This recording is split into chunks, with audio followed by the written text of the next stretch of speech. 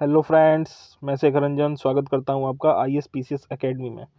दोस्तों, जैसा कि आप जानते हैं कि कल से हमने SSC GD यूपी पुलिस और अन्य जो आगामी परीक्षाएं हैं जिनमें हिंदी का अच्छा खासा भाग देखने को मिलता है, उन सभी को टारगेट करते हुए प्रश्नों की एक श्रृंखला चालू की है।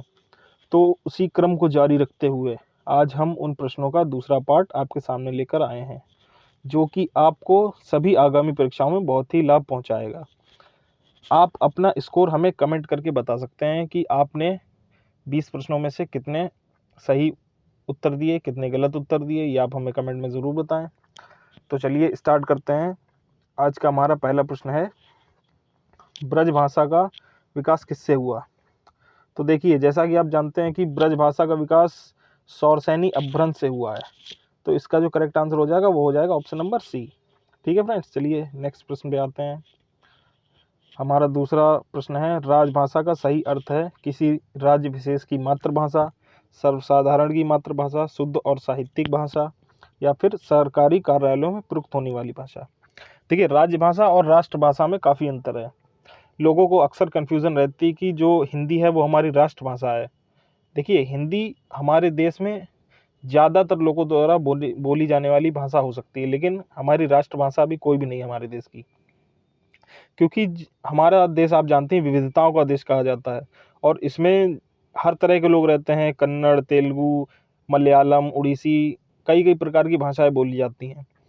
तो जो एक व्यक्ति होता है वो हमेशा अपनी ही जो मातृभाषा है उसको हमेशा वरीयता देता है। इसलिए जैसे कन्नड़ का आदमी है वो हिंदी को नहीं स्वीकार करता है, हिंदी का उन्हें नहीं स्वीकार करता है, तो यही क्रम चलता रहता है।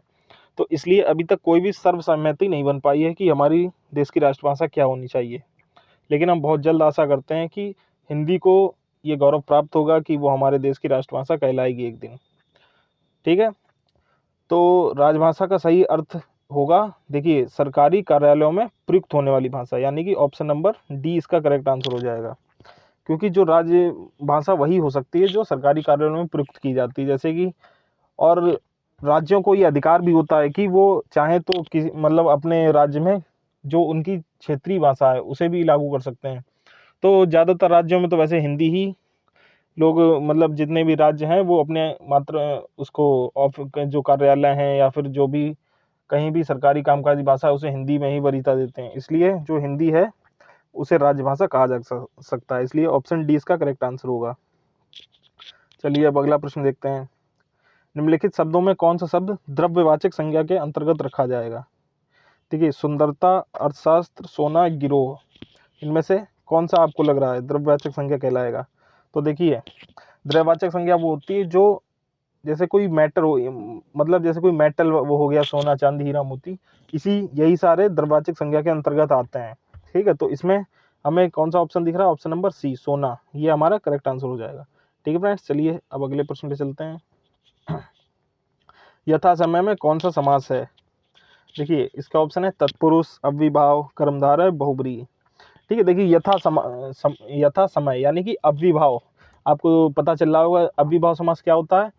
जिसमें किसी शब्द के पहले कोई उपसर्ग प्रयुक्त होकर, ठीक है, अगर उसका अर्थ बदल दे तो उसे क्या कहते हैं हम? अव्ययीभाव समास। जैसे इसमें देख रहे होंगे आप, यथा समय, ठीक है, जैसे यथा समय, यथाशक्ति, यथाशक्ति, ठीक है, यथानुसार, इस टाइप के जो भी आपको वर्ड्स दिखेंगे वो सारे क्या कहलाएंगे? वो सारे कहलाएंगे अव्ययीभाव समास। ठीक है फ्रेंड्स, तो इसका करेक्ट आंसर हो जाएगा ऑप्शन नंबर बी। ठीक है, चलिए नेक्स्ट प्रश्न पे चलते हैं। संज्ञा के कितने भेद हैं? तो देखिए, संज्ञा के कितने भेद हैं, इसका जो करेक्ट आंसर हो जाएगा वो हो जाएगा ऑप्शन नंबर सी। ठीक, 5, संज्ञा के 5 भेद हैं। ठीक है फ्रेंड्स, चलिए अगले प्रश्न पे चलते हैं। रचना की दृष्टि से शब्दों के कितने भेद हैं? तो देखिए, रचना की दृष्टि से शब्दों के 3 भेद होते हैं। ठीक है फ्रेंड्स, यानी कि ऑप्शन नंबर बी इसका करेक्ट आंसर हो जाएगा। चलिए अब नेक्स्ट प्रश्न पे चलते हैं। निम्नलिखित में से अशुद्ध शब्द है? तो देखिए, इसमें आपको अशुद्ध शब्द देखने से पता चल रहा होगा। ऑप्शन क्या है? साप्ताहिक, वीणा, वाष्प, सिंदूर। तो देखिए, साप्ताहिक नहीं होता है, क्या होता है? साप्ताहिक, यानी कि सा पे बढ़िया की मात्रा लगेगी। ठीक है, तो इसका जो कौन सा गलत है? साप्ताहिक। ठीक है, इसका करेक्ट क्या होना चाहिए? साप्ताहिक। तो इसलिए हमारा ए ऑप्शन गलत हो जाएगा। ठीक है, चलिए अब अगले प्रश्न पे चलते हैं। रसभरा कौन सा तत्पुरुष समास है? तो देखिए रसभरा, जैसे आपने कारक पढ़ेंगे तो आप देखेंगे कि कर्ता ने कर्म को करण से संप्रदान के लिए, अपादान से अधिकरण में, पर संबोधन हे हरे संबंध का की के। ठीक ठीक है, तो ये सारी उनकी जो पहचान होती है, कैसे पहचान की है, तो देखिए करण से, यानी कि करण में से आता है, तो रसभरा में क्या है, रस से भरा, ना कि रस में भरा, रस से भरा होगा। बहुत से लोगों को कन्फ्यूजन हो जाती है कि रस से भरा होगा या रस में भरा होगा, तो इसका जो सही होगा वो होगा रस से भरा। तो इसमें जो हमारा करेक्ट आंसर हो जाएगा वो हो जाएगा करण तत्पुरुष। ठीक है, तो चलिए अब अगले प्रश्न पे चलते हैं। देखिए 9वां प्रश्न है, तुम अपने काम में सफल रहो, कौन सा वाक्य है? तो इसके ऑप्शन आप देखिए, इच्छावाचक वाक्य, संदेहवाचक वाक्य, विधिवाचक वाक्य, इनमें से कोई नहीं।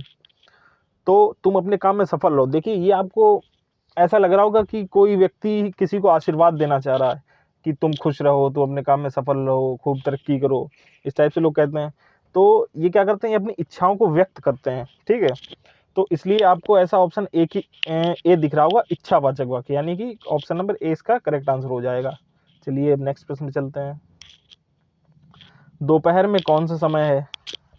तो दोपहर में इसके ऑप्शंस क्या हैं, तत्पुरुष, कर्मधारय, बहुब्रीहि, द्विगु समास। ठीक है, तो देखिए दोपहर यानी कि दो पहरों का समूह। देखिए समास को पहचानने के कई तरीके होते हैं, इसका करेक्ट आंसर होगा द्विगु समास। द्विगु समास कैसे?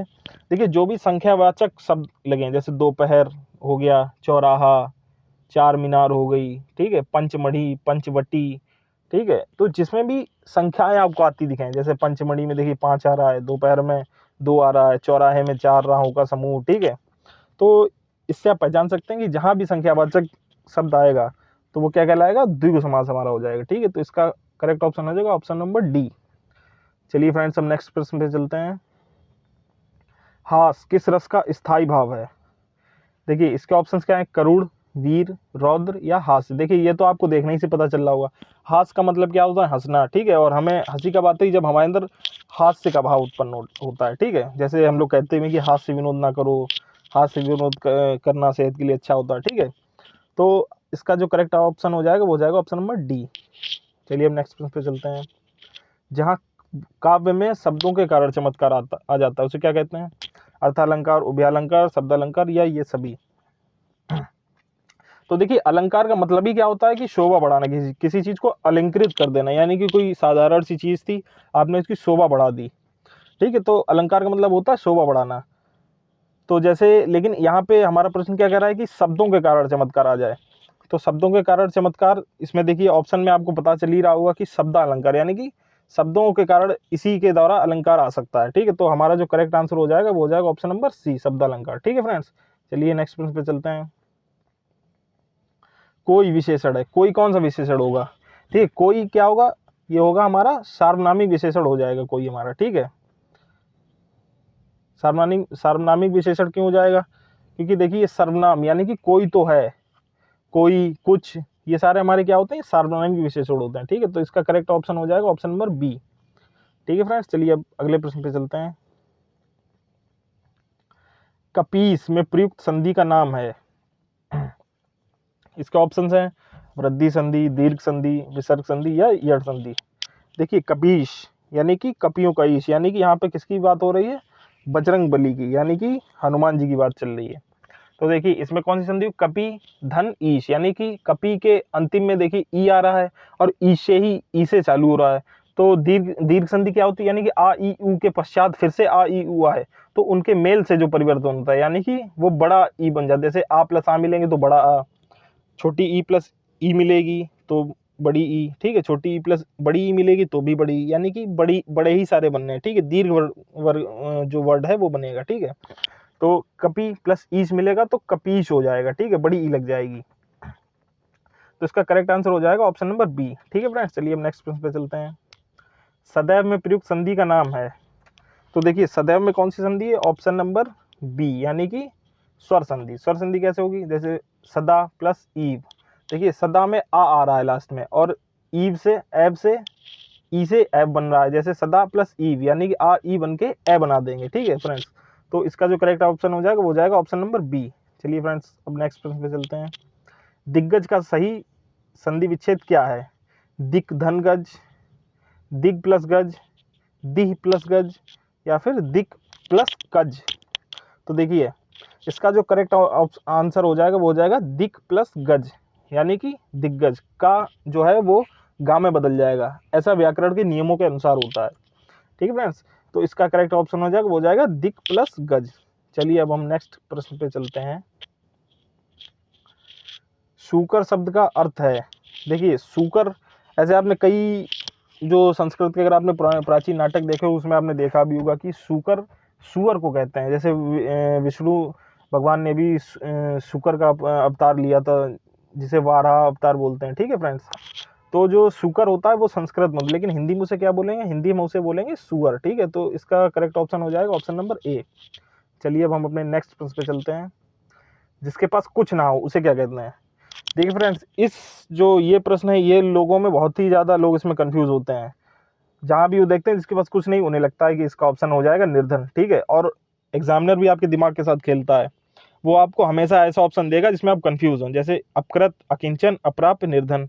तो लोगों को तो लगेगा अरे इसमें तो बाकी सब तो मैच कर नहीं रहे हैं, जिनके पास कुछ ना हो वो हो जाएगा निर्धन। ठीक है, तो ऐसा नहीं, इसका जो करेक्ट आंसर होगा वो होगा अकिंचन। ठीक है फ्रेंड्स, तो आपको कंफ्यूज नहीं होना है। ठीक है, इसीलिए आपको ये प्रैक्टिस सेट बहुत फायदा करने वाला है। चलिए अब नेक्स्ट प्रश्न पे चलते हैं। प्रत्युत्पन्नमति शब्द का कौन सा उपसर्ग है? प्र, प्रति, प्रत्यु या कोई नहीं? तो देखिए, प्रत्युत्पन्नमति क्या होगा? प्रति धन उत्पन्नमति। ठीक है, तो प्रति कैसे होगा? प्रति लिखा जाएगा, ये ऑप्शन नंबर 20 का करेक्ट आंसर हो जाएगा फ्रेंड्स। ठीक है, चलिए अब नेक्स्ट प्रश्न पे चलते हैं। कौन सा शब्द तत्सम शब्द है? तो देखिए, तत्सम शब्द क्या होते हैं? जो भी शब्द सीधे संस्कृत के द्वारा हमारी भाषा में ले लिए गए हैं, ठीक, उनमें मतलब कोई परिवर्तन नहीं किया गया है। जैसे चक्षु, नयन, ठीक है, ये सब संस्कृत में प्रयोग होते थे। आज भी हम ऐसे कभी कभी बोल देते हैं चक्षु, नयन, ठीक है, नयन, नक्श। ठीक है, तो ये सारे तत्सम शब्द हैं। और जो तद्भव शब्द होते हैं वो क्या होते हैं? वो जो संस्कृत भाषा से कुछ परिवर्तन के साथ लिए गए हैं। ठीक है, तो उन्हें हम तत्सम शब्द बोलेंगे। तो इसका जो करेक्ट ऑप्शन हो जाएगा वो हो जाएगा गोधूम। ठीक है, गोधूम का तद्भव मतलब क्या होगा? इसका मतलब होगा कि गोधूल, यानी कि जो शाम का वक्त होता है, जब जो पशु पक्षी है वो सब अपना चारा वारा करके अपना लौट रहे होते हैं, उस समय को हम लोग बोलते हैं गोधूम, जिसे तद्भव में बोलेंगे गोधूम, गोधूली। ठीक है फ्रेंड्स, तो ये हमारे आज के प्रश्न थे, और आपका जो भी स्कोर रहा वो आप हमें कमेंट करके बता सकते हैं। और अगर आप कोई सुझाव देना चाहें तो भी आप कमेंट में दे सकते हैं। और ये जो प्रश्न की श्रृंखला है ये आपकी एग्ज़ाम होने तक जारी रहेगी, तो आप नियमित रूप से हमारे चैनल पे आएँ और डेली अपना प्रैक्टिस करें और अपना स्कोर कमेंट करके बताएं। ठीक है, और चैनल को सब्सक्राइब करें, लाइक करें। आप अगर आपको पसंद आया है तो हमें अपना सपोर्ट दें, ताकि हम आपके लिए आगे भी ऐसी वीडियो लाते रहें। धन्यवाद।